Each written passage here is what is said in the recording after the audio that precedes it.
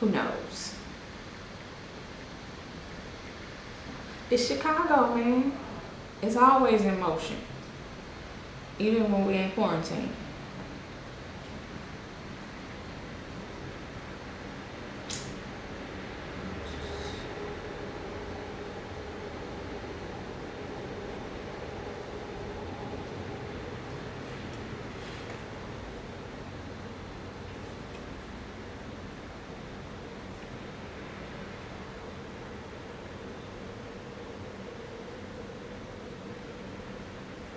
Sometimes you have to just be quiet, I feel. Because I talk a lot, but sometimes I just have to be quiet to get my thoughts, free my mind so that I can articulate whatever's on my mind. I don't know what that's all about. I don't even know what that is.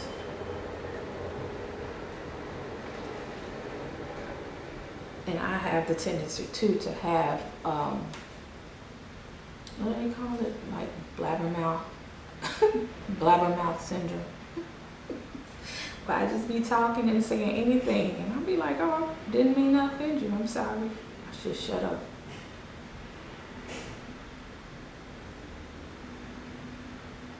My bad.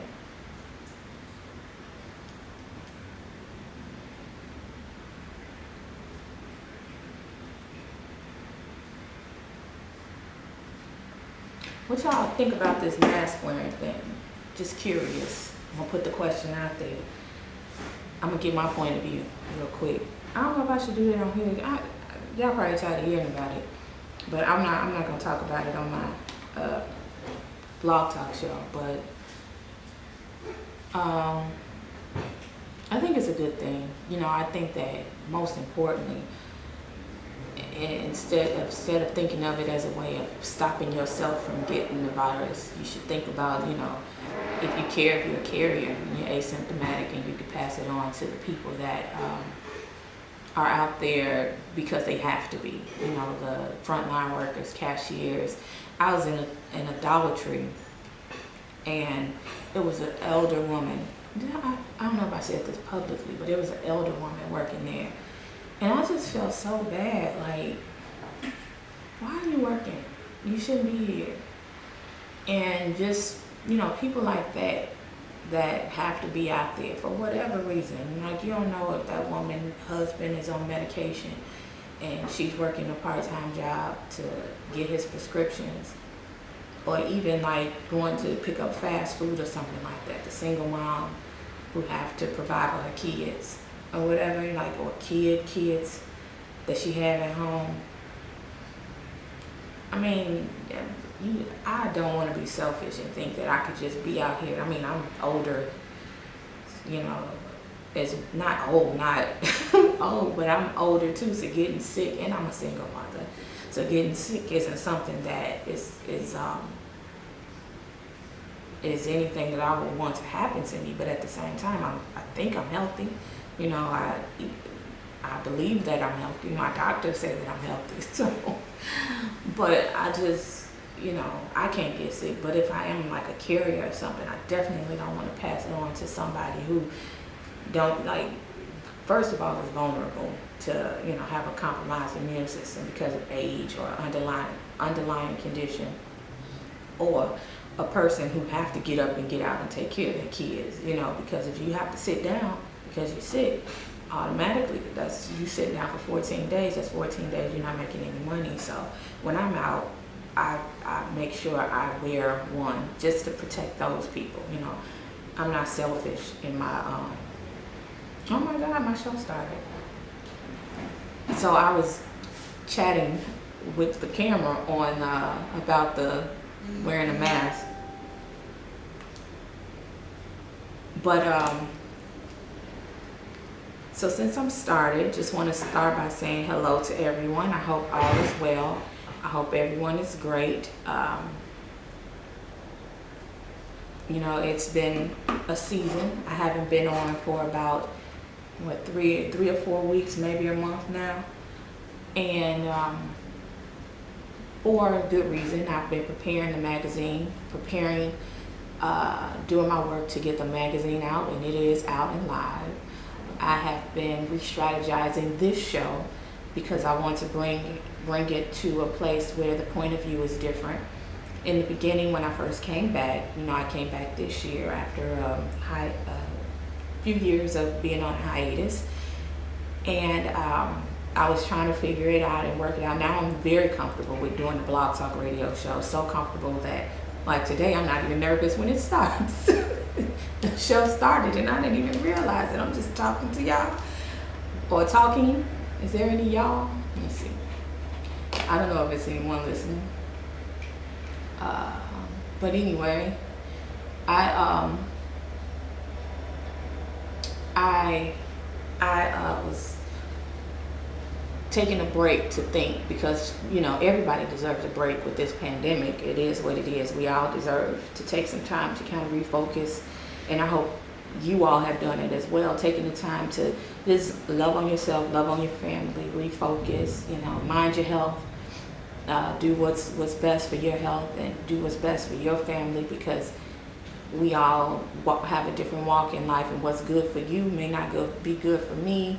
It's just a lot of conversation going on right now and a lot of criticism of others and other people, and just, we really don't need that. And I don't know why that's the temperature. It could be for many reasons, but I'm just hoping that something happens to where you would think a pandemic like we're in would make people kinder to one another, but this is not a good space that we're in.